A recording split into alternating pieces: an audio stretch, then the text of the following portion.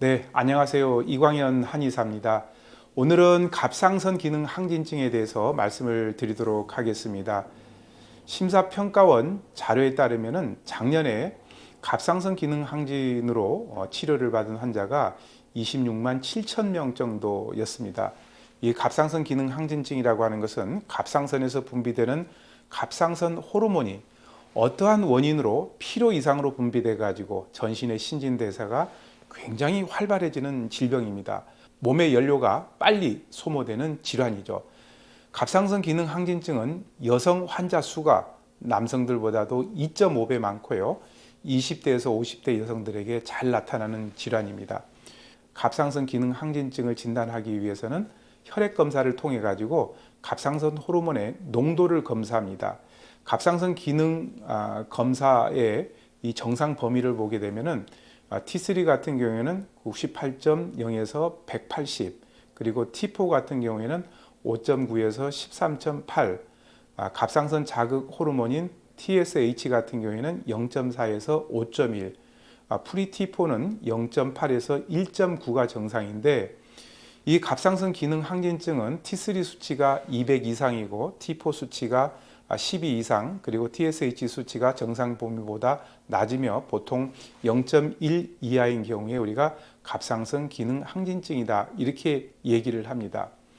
갑상선 기능 항진증 진단에 필요한 혈액 검사는 성별이나 연령, 임신 여부, 검사 방법, 또 검사 기관에 따라서 약간씩 달라질 수는 있습니다. 또 갑상선 초음파나 갑상선 스캔 등도 시행할 수가 있죠. 갑상선 기능 항진증의 원인은 여러 가지가 있는데, 그 중에서도 가장 제일 많은 것은 자가 면역 질환인 그레이브스 병입니다. 이 그레이브스 병은 갑상선 기능 항진증 증상의 가장 흔한 원인 중에 하나인데, 이 병은 면역 체계의 오작동으로 인해서 갑상선을 잘못 공격해 가지고 발생합니다. 그래서 갑상선 호르몬의 과다 분비가 생기는 것이죠. 두 번째는 갑상선 종양인데요. 종양이 생겨도 갑상선 호르몬 분비가 증가될 수가 있고요. 갑상선염은 갑상선에 염증이 생겨서 일시적으로 갑상선 호르몬이 과도하게 분비가 되는 경우고, 요드의 과부하, 갑상선 호르몬의 원료인 요드를 과도하게 섭취하게 되면 갑상선 항진증이 생길 수가 있습니다. 그리고 또 뇌하수체의 선종이나 갑상선 호르몬을 과다 복용한 경우에, 또 임신과 출산에 의한 호르몬 체계의 변화 등이 원인이 될 수가 있습니다. 이 갑상선 기능 항진증 증상 같은 경우에는요, 첫 번째, 굉장히 피로하고 무기력감을 느낍니다.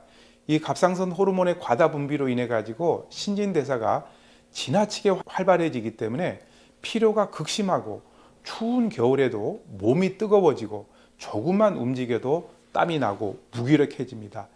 신진대사가 지나치게 활발해져서 가만히 있어도 마치 달리기를 하고 있을 때 같은 에너지가 소모되기 때문에 체중이 감소되고요, 쉽게 배가 고프고 먹어도 살이 찌지 않고 체중이 서서히 감소됩니다.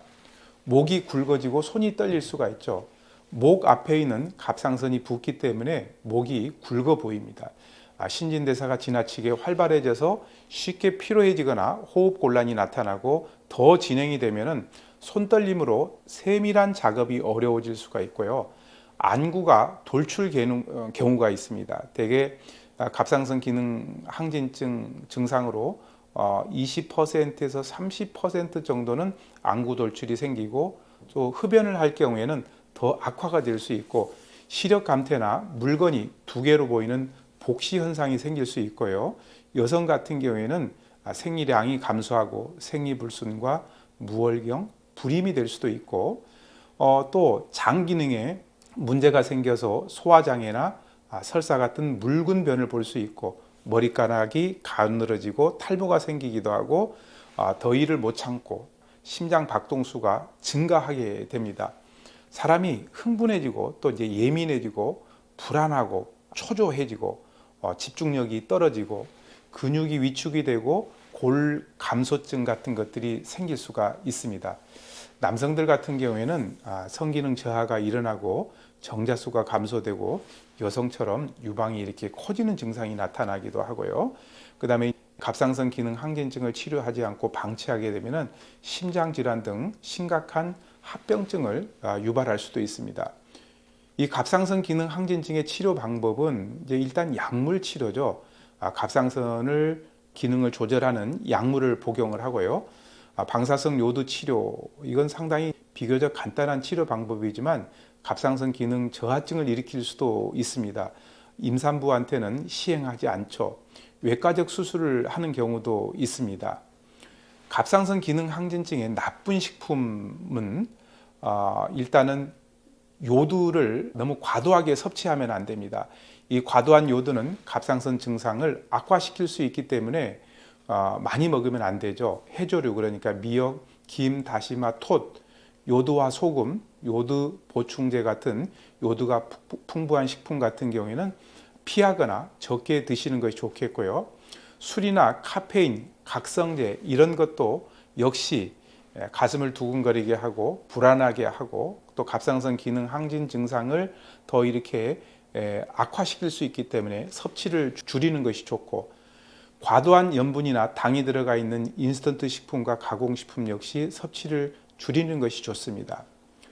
갑상선에 좋은 음식으로는 제일 먼저 균형 잡힌 식단을 가져가는 것이 중요합니다. 다양한 채소와 과일을 잘 드시고요. 편식하지 말고 과도한 섭취나 단식 같은 거, 그러니까 과식이나 단식 같은 거, 이런 것은 문제가 있을 수 있습니다. 그래서 과일이나 채소, 저지방 단백질, 통곡물이 풍부한 균형 잡힌 식단을 통해 가지고 필수 영양소를 충분하게 공급하고 전반적인 건강을 잘 유지를 하는 것이 좋겠고, 두 번째는 항산화 물질이 풍부한 과일과 채소를 잘 드시는 것이 좋습니다. 항산화 물질이 풍부한 식품은 갑상선 기능 항진증으로 인한 염증을 줄이고 항산화 기능을 강화시켜서 산화 스트레스를 줄이는 데 도움이 되죠. 이 항산화 물질을 포함하고 있는 대표적인 식품으로는 블루베리 같은 베리류와 딸기와 같은 과일, 토마토, 당근, 시금치, 파프리카 등이 있습니다. 또 이 갑상선 기능 항진증에는 저요도 식품을 드시고요. 고용량의 요도 식품은 피하는 것이 좋습니다. 저요도 식품으로는 잡곡이나 콩, 땅콩이나 밀, 쌀, 양배추, 브로콜리, 당근, 고구마, 시금치 등이 있고, 식이섬유가 풍부한 식품이 갑상선 기능 항진증에 도움이 되는데요. 이 갑상선 기능 항진증이 생기면은 변비가 생길 수가 있습니다. 이때 식이섬유들이 이런 변비 같은 걸 없애주는 데 도움이 많이 되죠.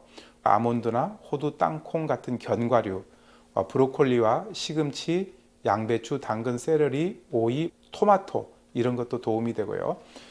단백질이 풍부한 식품 같은 경우에는 원래 이 갑상선 기능 항진증 같은 경우는 대사작용이 빨라져 가지고 신체 내에 근육 분해가 빨리 이루어집니다. 그래서 단백질을 충분하게 섭취를 해야 되겠죠. 닭가슴살이나 두부, 생선, 견과류, 콩 종류, 그리고 또 건강한 지방을 섭취를 하는 것이 좋습니다.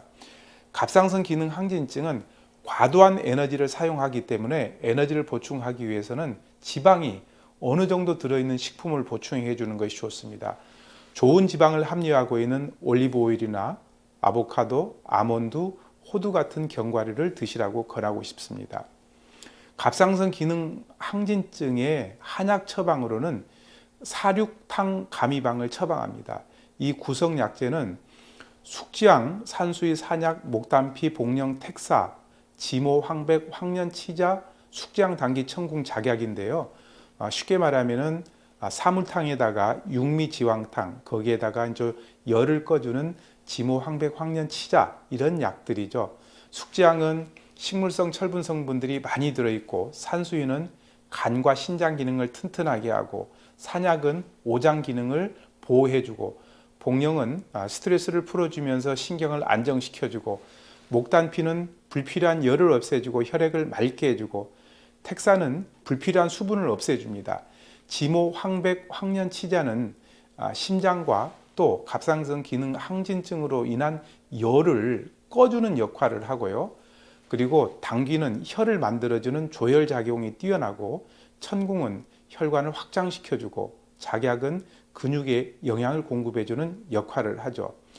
그래서 이렇게 갑상선 기능 항진증으로 고통을 받는 사람들 같은 경우에는 육미지황탕에다가 사물탕을 합항한 그런 처방을 활용을 해보게 되면은 정말 많은 도움을 받을 수가 있죠.